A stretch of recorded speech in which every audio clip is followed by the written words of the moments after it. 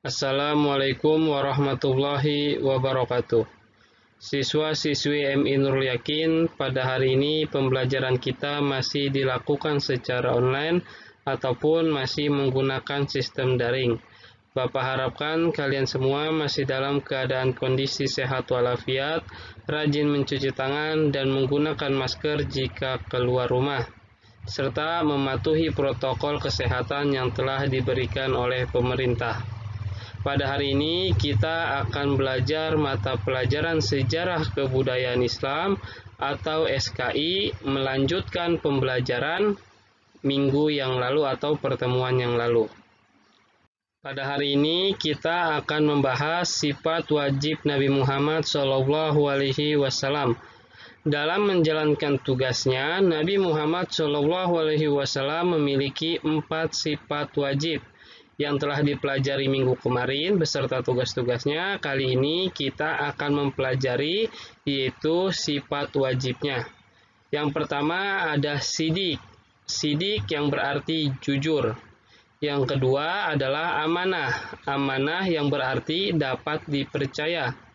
Yang ketiga adalah tablik. Tablik yang berarti menyampaikan. Yang keempat adalah fatonah yang berarti cerdas.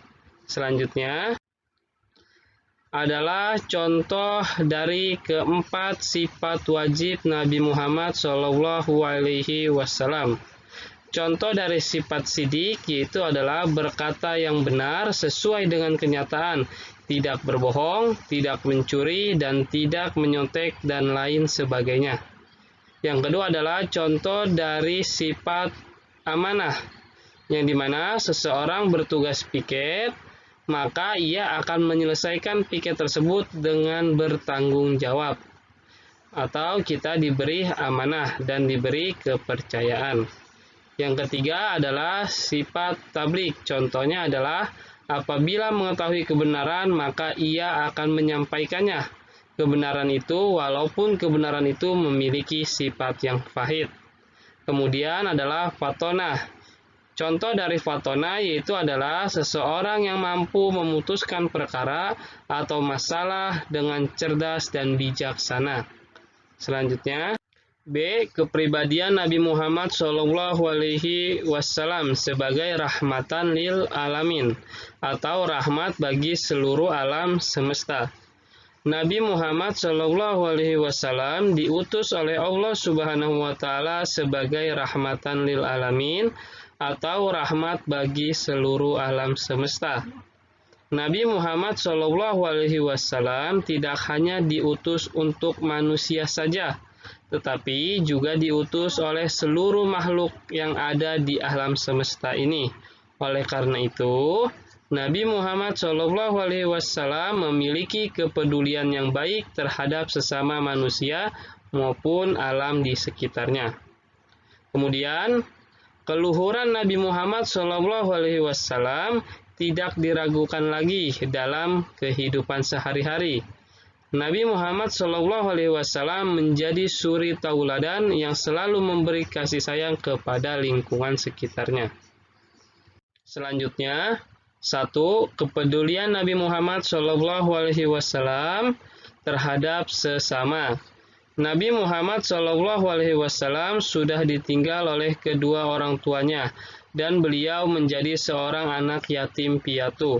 Oleh karena itu, Nabi Muhammad SAW sangat mengasihi anak yatim piatu. Selain itu juga, Islam mengajarkan kita untuk persamaan derajat.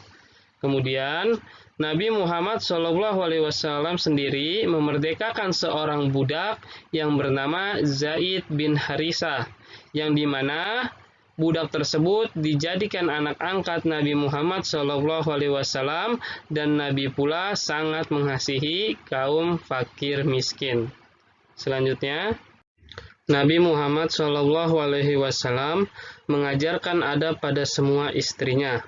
Hal itu dicontohkan sendiri oleh Nabi Muhammad SAW. Pada suatu saat, ketika Nabi Muhammad SAW pulang pagi hari, beliau tidak menemukan sesuatu apapun yang bisa dimakan. Baik yang mentah maupun yang sudah matang pun tidak ada. dikarenakan Aisyah belum pergi ke pasar. Nabi Muhammad SAW pun kemudian bertanya kepada Aisyah, "Belum ada sarapan, ya Humairah?" Humairah adalah panggilan untuk Aisyah. Kemudian Aisyah pun menjawab, "Belum ada apa-apa ya Rasulullah."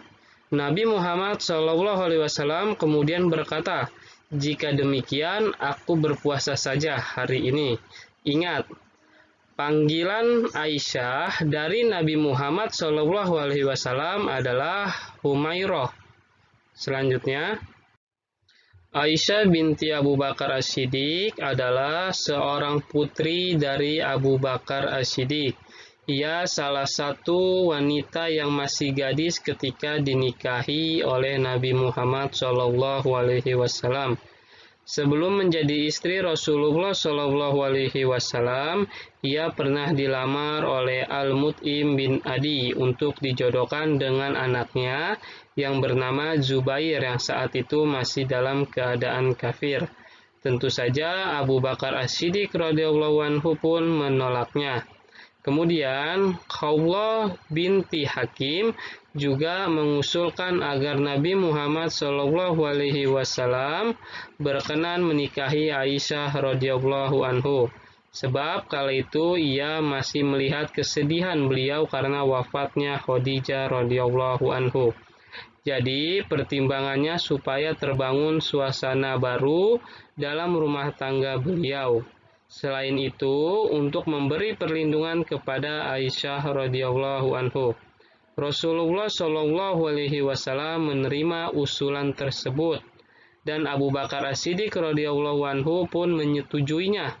Dengan pernikahan tersebut, maka Aisyah radhiyallahu anhu pun mendapat gelar kehormatan yaitu Ummul Mukminin, yang artinya ibu dari orang-orang beriman atau ibu dari orang-orang mukmin. Aisyah radhiyallahu anhu terkenal sangat cerdas dan kuat ingatannya, maka tidak mengherankan jika banyak sahabat yang menanyakan hukum-hukum Islam kepadanya. Sedemikian luas dan mendalamnya pengetahuan agamanya, serta begitu hebat hafalan Aisyah radhiyallahu anhu, sehingga Nabi Muhammad SAW pernah bersabda, "Ambillah sebagian dari agamamu dari si wanita merah," yang berarti panggilan sayang Nabi Muhammad bagi Aisyah radhiyallahu anhu. Ia mendapat julukan wanita merah karena kulitnya kemerah-merahan. Kemudian yang kedua yaitu kepedulian Nabi Muhammad SAW terhadap alam sekitar. Rasa belas kasih yang dimiliki oleh Nabi Muhammad SAW tidak terbatas kepada sesama umat saja, akan tetapi beliau juga mempunyai rasa belas kasih kepada lingkungan yang ditempati manusia. Contoh kebaikan yang diajarkan beliau kepada umat manusia adalah sikap yang benar terhadap alam sekitar. Hal itu terjadi ketika beliau Nabi Muhammad SAW mengirimkan pasukannya ke Mut'ah. Beliau berpesan kepada pasukannya yaitu, "Jangan sekali-kali membunuh wanita, anak-anak, dan orang tua. Janganlah kalian menghancurkan rumah-rumah, serta janganlah kalian menebang pohon." Selanjutnya, A. Kepedulian Nabi Muhammad SAW terhadap binatang. Rasulullah SAW mengajarkan kepada kita untuk menyayangi binatang walaupun binatang itu haram dimakan. Jika sepantasnya kita memberi makanan, tempat tinggal, dan jangan sampai menyakiti apalagi sampai memukulnya hingga terluka. Seorang perawi hadis dikenal dengan nama Abu Hurairah radhiyallahu anhu yang artinya bapak kucing kecil karena ia menyayangi kucing. Kemudian yang B, kepedulian Nabi Muhammad SAW terhadap tumbuhan. Rasulullah SAW memberikan contoh agar kita selalu menjaga kesuburan tanaman. Janganlah kita merusak sehingga menjadikan kita bencana bagi diri kita sendiri dan orang lain. Selanjutnya, C. Kepedulian Nabi Muhammad SAW terhadap kebersihan lingkungan. Kalian tentu tahu betapa pentingnya kebersihan itu.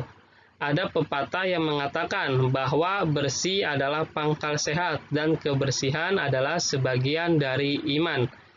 Sesuai dengan ajaran Rasulullah SAW dan demi kesehatan kita, marilah kita bersama-sama menjaga kebersihan.